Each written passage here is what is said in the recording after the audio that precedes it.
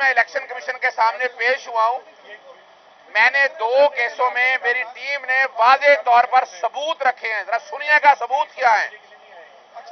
सबसे पहले PP 35 से मोहम्मद यूसुफ उम्मीदवार थे पीटीआई के, उनको 7-8 दिन पहले इलेक्शन से पहले अगवा कर लिया गया। पुलिस ने झूठे मुकदमे दर्ज कराए, पहले गुजरांवाला में डिस्चार्ज हुआ, फिर सियालकोट में, हाँ लाहौर हाई कोर्ट ने सख्त एक्शन का कहा और फिर हाफिजाबाद ले गए और फिर उससे बाकायदा रिटायरमेंट पे जाली दस्तखत करवा के उसको रिटायर करवा लिया गया। रिटर्निंग ऑफिसर दौड़ लगाता रहा, उसको लिखा कि नहीं भाई कोई रिटायर नहीं हुए, और उसी दौरान हाई कोर्ट ने रिपोर्टें मांगी और इलेक्शन लड़ा और मोहम्मद यूसुफ हजारों की लीड से जीत गया। यानी इतना कुछ फसाइयत करने के बावजूद एक सादा सिंपल से कि पाकिस्तान तहरीक इंसाफ का कैंडिडेट था और ये जो जुल्म हुआ आपने सारा देख लिया। उसके बाद धांधली की गई, फॉर्म 45 तब्दील किए गए, ये अदालत के सारे सामने चीजें, कमीशन के सामने सारी चीजें रख दी हैं, हाई कोर्ट में भी पहले गए हैं। 22 तारीख के लिए रिटर्निंग ऑफिसर को बुलाया है, नोटिस किए, रिकॉर्ड मांगा है। अगली धांधली सुन लें, NA 158 की ताहिर इकबाल साहब MNA के कैंडिडेट थे और पता आपको कैंडिडेट कौन थी? तहमीना दौलताना। पहले तो 30 दिन पहले प्रिजाइडिंग अफसर बदला नहीं जा सकता, इसमें प्रिजाइडिंग अफसर बदले के मर्जी के लगाए गए। फिर जब इलेक्शन जीत गए और कमाल की बात है हमारे पास सबूत है, वीडियो मौजूद है, तहमीना दौलताना मुबारकबाद देती रही कि इलेक्शन जीत गए हैं आप, वो खामोश बैठी रही। फिर आपको पता है फेविकॉल आप गया, फेविकॉल ने कमाल दिखाया यहां पर। अब मुझसे फेविकॉल ना पूछिएगा क्या है और क्या हुआ, रिजल्ट बदल गए। वो फेविकॉल इतना मजबूत है और वो रिजल्ट हमने सारे कंपाइल कराए हैं। यानी कमाल क्या है कि एक हल्के में वोट थे 260, उसको 860 कर लिया गया, 356 थे उसको 956 कर लिया गया। यानी इस तरह कोई तकरीबन 14,000 तो 14,377 की लीड से जिता दिया गया। ताहिर इकबाल को अंदर नहीं जाने दिया गया, पोलिंग ऑफिसर को अंदर नहीं जाने दिया गया। अब ये सारी चीजों को सामने रख के जो जुल्म किया है इसके सारे सबूत हमारे पास मौजूद हैं और हम बहुत जल्द, एक तो इसमें भी नोटिस कर दिया है, तहमीना दौलताना को भी बुला लिया है 22 तारीख के लिए और बाकायदा रिटर्निंग ऑफिसर को भी बुला लिया है। एक चीज मैं आप सबों के सामने रख दूं, प्री पोल रिगिंग के सबूत हमारे पास इतने ज्यादा हैं और उसके बाद 70 के करीब कैंडिडेट हैं जो उठाए गए। हमने वो रिकॉर्ड भी सारा इकट्ठा कर लिया है और या तो बराह रास्त हाई कोर्ट में आ जाएगा या बराह रास्त सुप्रीम कोर्ट में ये लाया जाएगा कि ये किस लेवल पे, मैसिव लेवल के ऊपर धांधली की गई है। पाकिस्तान तहरीक इंसाफ की 70 सीटें छीनी गई हैं और इस तरह की धांधली रिकॉर्ड में कभी नहीं हुई है और इसका एक ही वजह है, इन सबके पीछे फेविकॉल है। फेविकॉल नहीं पूछना आपने मुझसे कौन है। आप छोटी सी बात याद रखिएगा, अगर आप लोगों को कल याद हो प्रेस कॉन्फ्रेंस सबसे पहले किसने की? शहबाज शरीफ ने। उसने आगे इलेक्शन कमीशन पे एतमाद का इजहार किया, फिर एक्स सर्विसमैन सोसाइटी आई, उन्होंने भी एतमाद का इजहार किया। उसके बाद बिलावल भुट्टो आ गए और बिलावल भुट्टो शहबाज शरीफ को वजीर आजम नहीं देखना चाहते थे और फिर क्या हुआ, नतीजा आपने देख लिया।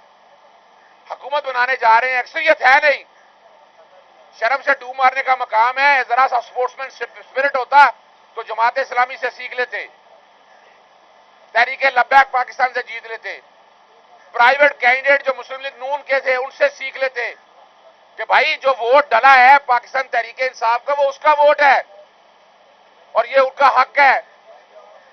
इन सबको चाहिए कि कौम के सामने कुरान पे आकर कसम दें कि वो इलेक्शन जीते हैं, कौम को समझ आ जाएगी, सारे भाग जाएंगे। मुतालबा एक ही है, इलेक्शन कमीशन के पास एक वक्त है अपनी गलतियां सुधारने का।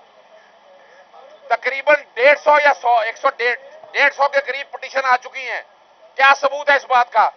859 इलेक्शन में से कितने डिस्प्यूट हो गए, अब एग्जैक्ट तो नहीं मुझे पता, लेकिन 100 से 150 करीब पिटीशन है तो ये तो 25% से ज्यादा डिस्प्यूट हो गया, यानी 1/4 इलेक्शन से ज्यादा डिस्प्यूट हो गया है कि जिसमें धांधली हुई है।